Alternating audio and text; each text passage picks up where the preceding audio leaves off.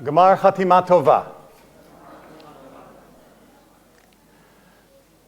Among the many losses that our congregation has endured over this past year was the passing of Tess Weiss as, where did she go? As Jeannie said. It's hard to spot some people because people move around from their usual spots. Tess Weiss, for those of you who don't know, was the single driving force that pulled together this community to create the Holocaust Museum that is in Maitland at the JCC campus. If you have not been there, well, it's Yom Kippur, so I can say it, shame on you. But even if you haven't been there, my guess is that it's been to you. Because Tess was not only interested in making sure that there would be a repository for Holocaust materials and to host Holocaust-related programming, she also wrote a curriculum that went out into the school system. That it would not just be for people to stop by, but that it would catch up to you, usually when you were young and thus a captive audience, because it would be brought to your school. And as I continue to reflect on her memory, I wonder exactly how troubled she is. As someone who tried to bring the Holocaust education into the schools, the Diary of Anne Frank is now being pulled from its shelves. Maus, a relatable graphic novel to try and help young people be able to engage with the concepts of the Shoah at a way that would be acceptable, appropriate for them, is being banned.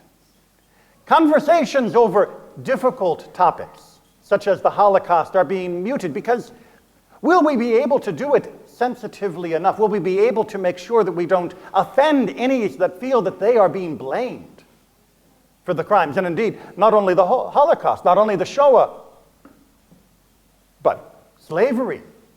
Daren't touch the topic. Don't go too deep. It might make people uncomfortable to recall the difficult times in our nation's history. This was precisely why the Holocaust Museum and its curriculum was designed, so that we would recall. And indeed, the Holocaust Museum, like so many others, sees a direct line between the Holocaust and slavery and civil rights issues, bullying on an individual level, that these are not disjointed topics, and that these are not topics that should be avoided for our children. Now you may be thinking, but Rabbi Neely, is it really right that we should be teaching small children about some of the harsher realities of human history? Does that mean that none of you have ever had a Seder? What is the central story of the Seder? What was that word? We're allowed to say it, right? Not only do we say slavery, we boil it into Judaism. It is baked into its core so that it is part of our services daily, multiple times, and it is part of our reflections at even our joyous moments. What is the celebration of Shabbat? Celebration of creation, we all know that. What is the second theme of Shabbat? The liberation from Egypt, Yetziat Mitzrayim. Every Friday and Saturday, we celebrate not only the world was created and now we have a day of rest to recline from all of our labors during the week, we also celebrate the fact that there is no one with a whip forcing us to work, not only on Shabbat, but on any of the other days of the week. Does Judaism think that these are age-appropriate conversations? That when we raise the glass on Friday night, should we ask our children to leave the room? Because maybe a 5-year-old is not ready to hear the reality that at different times in our history, and still to this day, there are slaves. That people have been terrible. They might come to ask questions if they stay. They might ask, why were there slaves? If they stay up during the Seder and we actually give them the opportunity to ask questions, like we're supposed to, they might start asking hard questions, harder than just, are some people in the world mean? They might start asking hard questions about, why did it happen in the first place? Why did God allow there to be slavery in Egypt? Why did God need plagues to bring us out of Egypt? Why did the Israelites refuse to follow Moses when he first went to bring them out? Why did Pharaoh refuse to listen after the first plague and second plague? What did it mean to harden his heart? They might start asking us about what it means to us today, about what our obligations are with this knowledge. We may not want our children to ask those questions. Better for them to wait until they're adults, right? Isn't that how it works? We teach our children what they need to know when they're little, and then when they're adults, they'll understand. Right? Someday you'll understand, as the very famous song goes. Is that how it works? What do we teach our children about Purim? What is the kindergarten version of Purim? Esther, beauty contest. Right? She won a beauty contest, and then she was brought in and made a queen. Sounds wonderful, right? Who wouldn't want to participate? What is the actual story? She was abducted from her home by a rapacious king in charge of one of the most despotic empires in human history. It was better than the one that was before it, but don't give it a free pass. It was still despotism in its finest, most refined form. She and the other women were taken and were systematically abused. They were raped against their will and put into a captive harem. She may have been the, quote, lucky one because she was able to attain some status and privilege and, dare I say it, power, which she was able to use to save her people from destruction. But our children need to know that story too. And we can't wait until they're 18 to have those conversations. If we don't reflect the maturity of Judaism with our children, then by the time they are 18, they're not going to be interested in the wisdom of Judaism. They're still going to think that Purim means putting on silly costumes and playing at the carnival, which it should, because we do want to celebrate the survival of our people. It's not about being a downer. It's about recognizing that the true celebration is not that Esther got to win a beauty pageant, that the true celebration is despite what everything was going on, despite what she had to endure, she showed remarkable, incredible, superhuman strength to not only look past her own immediate tragedy, but to see the needs of her entire nation and to risk her own neck to save them, not knowing whether it would work. That is worth celebrating. That is worth a l'chaim. That is worth maybe even getting a little drunk over. But a beauty pageant is very trivial, and our kids will know it as they get older. They will see it as being superficial, as being juvenile, as being immature, and they should. What is the story of this holiday, of Yom Kippur? What do we tell the littlest ones? Apples and honey on Rosh Hashanah. Right? Yeah, it's good. It's good. Why do we talk about apples and honey on Rosh Hashanah with our kindergartners? Sweet year, absolutely. Perfect theme, absolutely. At what point do we stop just giving them apples and honey and tell them why they need to work for a sweet year? That it isn't enough to simply have a siman, a symbol, by cutting an apple and dipping it in some honey, that now everything's going to be okay. Well, maybe we'll start introducing the concepts of apology. Maybe we'll start introducing the concept of forgiveness. But recognize when we do that for our kids, we're introducing to them the concept that people make mistakes, including Abba and Ima. Nothing is more powerful than apologizing to your kids, because it will create a child that recognizes that when they make mistakes, they can apologize too. And nothing is more powerful than giving forgiveness to them when they make mistakes, so that they will forgive you for your mistakes as well. There is sophistication and depth in Judaism that is, in my humble opinion, unmatched in the other wisdom literatures of the world. We have the perk of being 3,000 years old, so we got a little bit of a head start on most cultures. And through our continual discovery and discussion, we have refined that wisdom. And yet, for so many of us, we trap it in a very rudimentary form. The conversation in the broader culture is whether or not we should expose children to adult themes. And yet I think the true conversation is whether or not we are exposing adults to adult themes. Children, we know, can handle it. Because if a child, you expose them to something that they don't understand, if they see a book about two boy penguins raising a chick and they don't understand how that works, they can ask you a question. They will ask you a question. What does that mean? And then you can discuss it with them. Kids are wonderful like that. It's one of the things that I love about working with our kids in our school, and with especially one-on-one for the bar mitzvah training. Adults, on the other hand, somewhere along the line, they don't seem to ask those questions. They don't seem to want to engage with others about what something means that they don't yet understand. Maybe they feel foolish that they have a question. Maybe they feel like they were supposed to learn this and then they didn't, and now if they say that they don't know it, then people are going to wonder if they were asleep. Did they not notice? The rabbi just gave a whole sermon about that.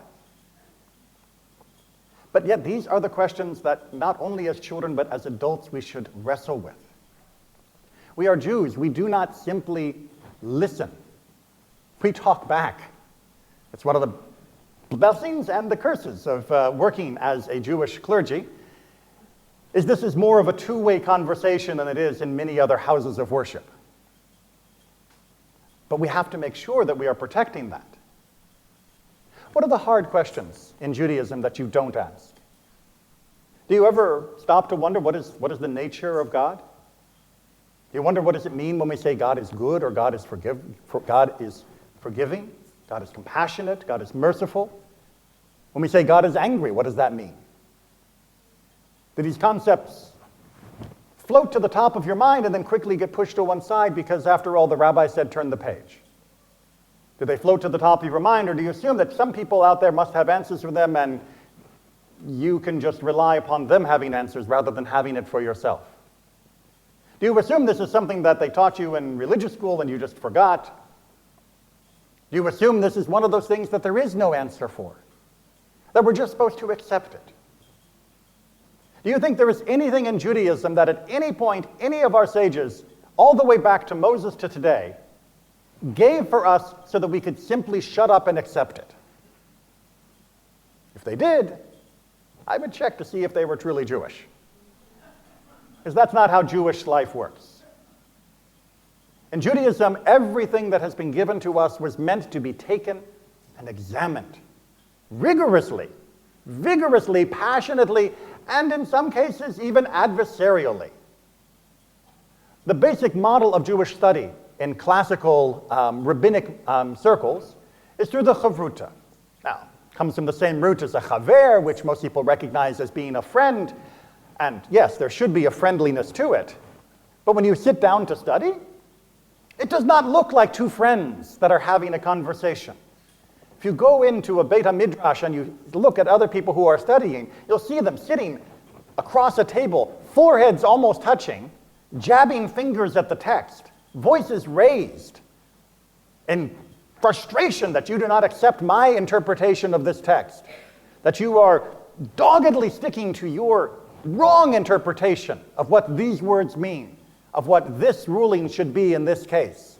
How can you not see it? And yet when it's done, you go have a drink. Why? Because by fighting together over this, you are sharpening it. You are refining it.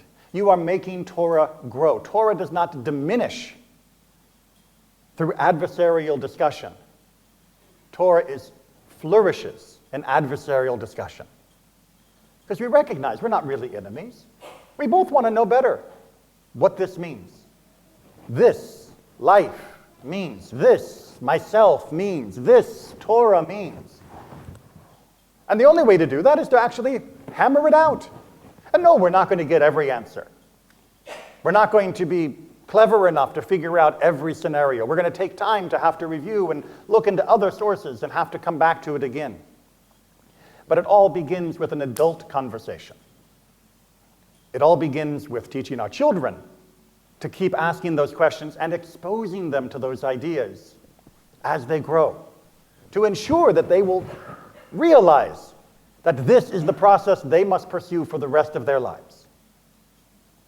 Now, some of you I don't know, unfortunately. Maybe you had religious school, not at TI, but at other places that stunted that behavior. The stories I've heard from different people is chilling and has had a chilling effect on the intellectual curiosity. Many of us were unable to continue our education as children for the various pressures of community and family, or maybe we moved. We couldn't find a good program for teen learning, and those rivers of curiosity dried up. Well, it's time to open them again. You are members of a vibrant congregation, as Jeannie laid out in great detail, not just through our formal adult education programs, and not just through the formal worship service and Torah study that we do as part of it, but through all of our social action, through all of our men's club and sisterhood programming, through all of the ways and means. When we put together a book fair, do you think it's just because someone had a random idea? Why? Why a book fair? What does it mean? Do you ask the question, or do you accept that it's only just something on the calendar? What are you going to find at the book fair? What are you going to do with the books? Buy them first, and then, and then read. Why? You can't get them everywhere anymore. That's why you come to TI to get them. But why are you bothering to read? What? To expand our mind, to learn. Maybe to end up more confused at the end of the book than at the start. And in Judaism, that is considered a blessing. Think of how lonely it must be to think you know everything. Think of how stifling it must be to think that everything I currently know must be all there is to know. So I guess I'm done. And I guess I'm stuck. That all the things that still seem confusing to me, I guess they must just be confusing. All the things that don't seem to make sense, or that seem unfair, or that seem unclear, I guess that's just what they are. No. In Judaism, we open a book not just to find answers, but to find new questions. We open a book in order to shake ourselves from our complacency. And we read it preferably with someone else so that we can bounce those ideas back and forth, because they may get a completely different idea of it than I did. And that is wonderful. Nothing is better than reading a book with a friend and finding out you have completely different opinions about it. That is what deepens the friendship. Because now I know that we can argue about something, even something that matters, such as the nature of God, the nature of Judaism, the nature of Israel, and we're still friends. What a blessing that is. How many friends do you have that you can argue with? That you can talk about things that matter, and not just say, yeah, you're right, or think you need to say, yeah, you're right, or else you're going to ruin the friendship. How many friends do you have that you can sit down over a cup of coffee and say, you know what, I think that God, blah, blah, blah. And the person opposite you will say, well, no, actually, I think God was trying to teach us something else there. How many people do you feel safe saying the word God in front of, knowing that you'll have to back it up with, well, actually, I'm Jewish. But shouldn't you feel safe being able to talk to Jews and non-Jews about these things? And I can guarantee you, you will. Most people out there, Jewish and non-Jewish, their soul is yearning for these conversations. We don't want to only have to talk about the trivial. Nothing wrong, don't get me wrong. In Florida, we have always got the weather to talk about. You know, it's a great social lubricant to simply talk about how much it has rained or hasn't rained, or it's going to rain, or it is raining. And, you know, with Florida, that conversation can go on forever. But is that really the extent of our conversations? Is that the depth of our connection? Is that the depth of the trust we have in our relationships? That we must limit it to, what have you watched good on TV lately? Which sports teams do you root for? Nothing wrong with those conversations, but is that the extent? We had a wonderful men's club event just recently talking about spirituality. Those are the programs that we need to continue to embrace. Who do you talk to about your soul? Who do you talk to about feeling spiritual or not feeling spiritual? Who do you go to with your doubts? And don't just say rabbi, because I know not all of you come to see me. But also that should not be your one-stop shop. Because while we can talk, and I've got plenty to say, as you all are subjected to, it is equally important that you deepen those conversations with each other, the members of your family, the member of your friend circle, and even with people that you are not yet friends. We have infantilized so much of our lives, not just for our children that we are preventing from indoctrination, but for adults. We have ripped out the heart of meaningful debate and discussion, of conversation over things that matter, the ability to pour out our heart to our friends, say, this is what's troubling me, not just about faith, but maybe work or family, and know that the others will at least have sympathy, maybe have insight, but that together we'll certainly both be better off for having done so. We have closed off the channels of catharsis that come from being able to share the inner states of our soul with other human beings. If we are lucky, we might have a spouse that we share this with. But even then, it's too little. As wonderful as your spouse may be, and as much as they may put up with you listening, and as much as you will listen to them, we all need more than just one person who will listen to us. And we all need to be more than just the listener for one other person. Our communities have been impoverished because we have shied away from those conversations. We can blame this on suburbia, we can blame this on the modern system of work, where people are trapped in offices and forced to pursue a certain level of efficiency and to avoid certain levels of friction in order to improve those quarterly stock reports. We can complain about the self-selection of the zip codes that we live in, the distance that we have all traveled from the friends that we grew up with, who knew us when we were stupid 5-year-olds, and we know will still trust us. We can blame it on the shifting form of our engagement through social media and traditional media, which seeks only to stimulate but never to satisfy. But ultimately, all of those issues are just issues. We still have to deal with the actual problem. Look around the room. You are in a room now where these people will listen to you. They'll hear you. I know that because they came here. It takes a special person to come for Yom Kippur. I know you all take it as given, I'm sure. But it's not given, is it? There are more Jews right now not at Yom Kippur services than there are at Yom Kippur services. You are a minority of a minority, one of the smallest minorities. And yet that means when you look around, you should be very grateful. These other people have already done the hard work of finding good people for you. They have chosen to put themselves in the same room with you. You now know you've got at least these folks that you can look to. That if you participate in synagogue life, you come to events, you sign up and work on committees, you join in for discussions, you comment on the rabbi's YouTube videos, like and subscribe, that you'll find people that are already committed to this. Look around. There's no one here saying the rabbi's wrong, that we need to talk more. Nobody here saying, well, if someone comes and talks to me and has a different opinion than me, I'm going to give them a punch in the face. Nobody's saying that. Everybody here agrees with this proposition, and yet we're all afraid to make the first move. It is like going to a middle school dance where everybody is around the periphery. No one wants to ask someone else to dance because what if I'm rejected? What if I don't dance well enough? What if I make a fool of myself? Really? Are we children? Well, some of you, yes, I know.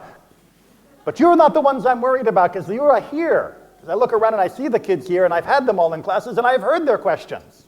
And I know they're still asking questions, and God willing, they'll keep asking questions. But for the adults, kids, push them on the dance floor. Get them out there. They'll find a partner. I mean, don't worry, you're not getting married just because you're having to dance. The same thing we tell kids at middle school dances.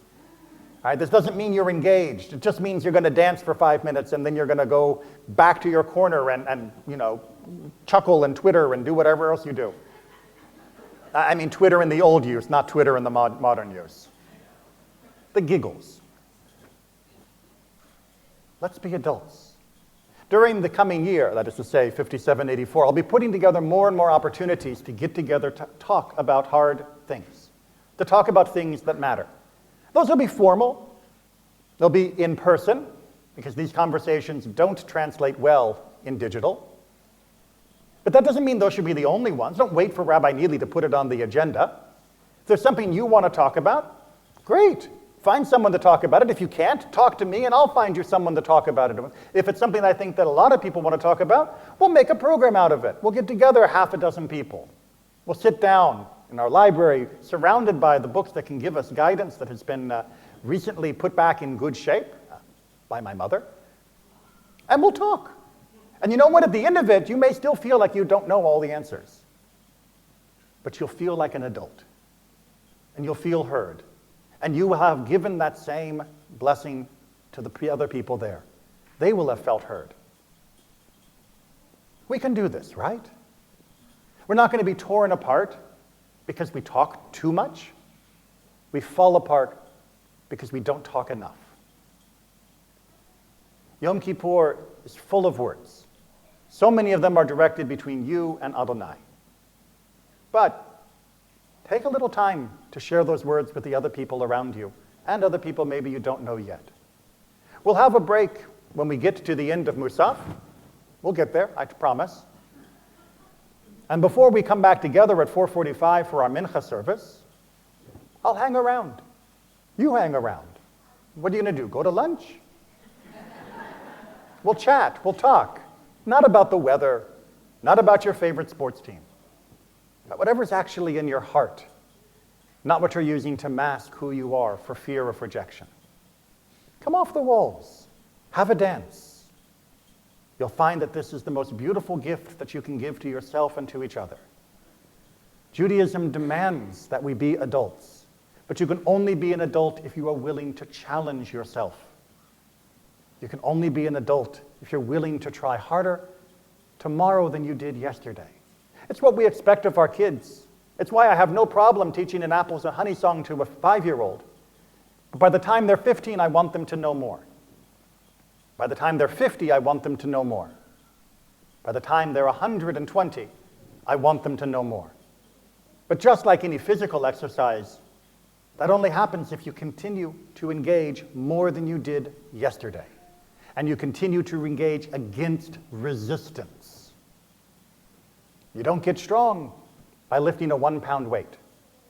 And once you've mastered 5 pounds, you better go to 10. And when you've got 10, you go to 15. If there is no more resistance, there is no more growth. There is no more gain. All of us have so much to gain from each other.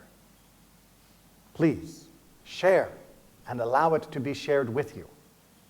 Be the adults, the beautiful souls that I know you all are, without fear, without hesitation. Gemar Chatimat Tova.